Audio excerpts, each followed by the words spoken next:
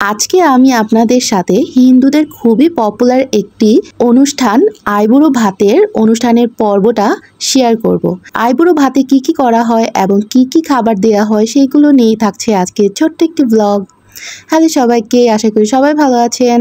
আজকে আমি হালকা পাতলা রেডি হয়ে যাচ্ছিলাম বিকজ আমাদের একটি আইবুড়ো ভাতের অনুষ্ঠানে যাওয়ার কথা ছিল। অ্যাকচুয়ালি আইবুড়ো ভাতটা খুব বড় করে এরকম কোনো অনুষ্ঠান না, বাট আমাদের দাওয়াত ছিল তাই আমরা অনুষ্ঠানটাতে যাচ্ছিলাম।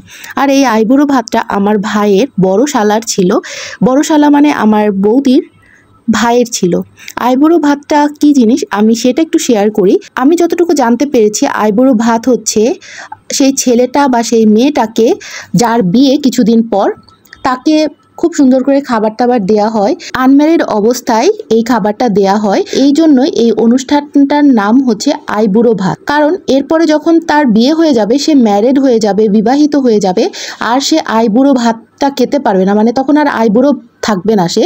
সেই জন্য আনম্যারিড অবস্থায় তাকে এই খাবারটা দেয়া হচ্ছে, এটা হচ্ছে আইবুড়ো ভাত। এরপরের থেকে সে ম্যারিড হয়ে যাবে আর আইবুড়ো থাকবে। আর এই অনুষ্ঠানটা কলকাতায় খুবই ফেমাস।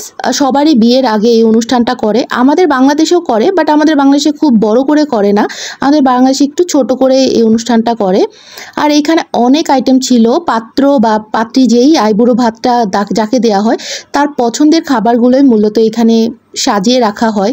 যেমন এখানে ইলিশ মাছ দেওয়া হয়েছিল, খাসির মাংস, চিকেন, চিংড়ি এবং আরও অনেক সবজি দেওয়া হয়েছিল। এত কিছু আমার মনেও নেই বলতে। অ্যান্ড মেইনলি এখানে কয়েক রকমের মিষ্টিও দেওয়া হয় আর পায়েসটাও দেওয়া হয়।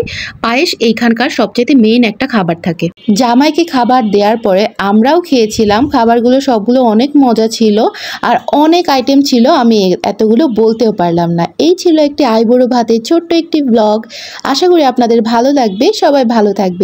টাটা।